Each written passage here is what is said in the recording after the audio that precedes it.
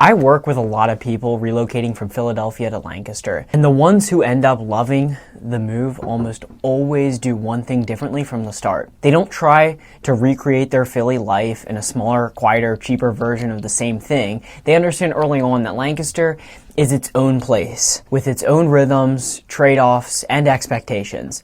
Lancaster is not just Philly with farmland, and it's not even trying to be. What happens far too often is that smart people make what looks like a financially logical move, lower home prices, more space, slower pace, and then they end up in the wrong neighborhood, on the wrong street, or in a home that looks great online but doesn't actually fit how they live their day-to-day life. So in this video, I want to walk you through how people successfully move from Philadelphia to Lancaster, and also talk about the mistakes that can quietly cost you thousands of dollars and years of frustration. And real quick, if you're looking to move here from Philadelphia, or you're just interested in Lancaster County as a whole, feel free to reach out. I got a link in the description down below where you can book a quick 5-minute phone call with me, or, send in an inquiry on anything that you might have any questions on.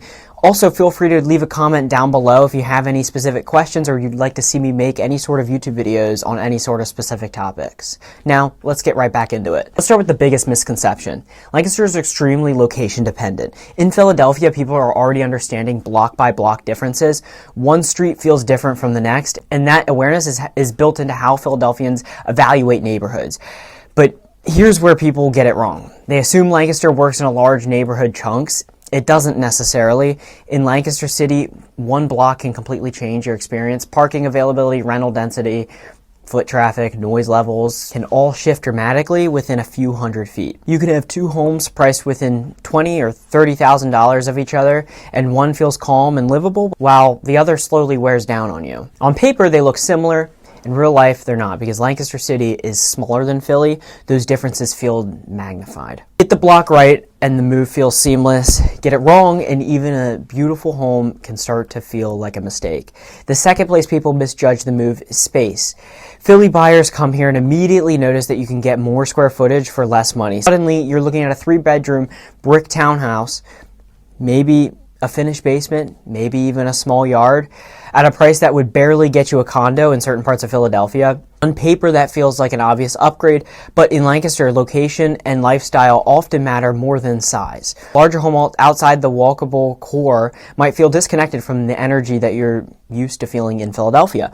A slightly smaller home within walking distance of Central Market or restaurants or coffee shops or anywhere that you'd want to be. The real question isn't just how much house you get, it's how you live. Do you want to walk to dinner? Do you want quiet streets at night? Do you want to drive everywhere? Those trade-offs matter more here than square footage alone. Ownership is another major shift. In Philly, many buyers are used to condos, shared walls, HOA fees, or long-term renting. In Lancaster, the same monthly payment can often put you into full homeownership. It could put you into a townhouse with a yard or even a full-blown detached home just outside the city.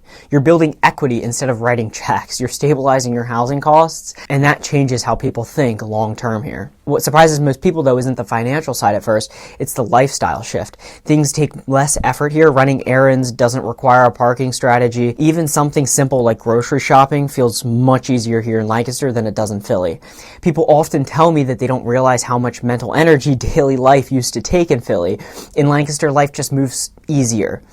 Not in a boring way, just in a grounded way. Taxes are another area where expectations need adjusting. Property taxes in Pennsylvania can surprise people. In Lancaster County has multiple municipalities with different tax rates. School district taxes vary, township taxes vary. Two homes at the same price can have very different monthly payments depending on where they are located. The mistake is focusing only on the purchase price instead of the total monthly cost. You need context before making decisions. School districts also matter more than many Philly buyers initially realize. In Lancaster County, school district boundaries can impact resale value and long-term appreciation. Even if you don't have kids, school district affects property values. That's something that needs to be part of the conversation pretty early on. Then there's the car question. question. In Philadelphia, depending on the neighborhood, you can realistically live without a car. In Lancaster, you're likely going to need one. If you're living and working in Lancaster City, you might minimize driving, but public transportation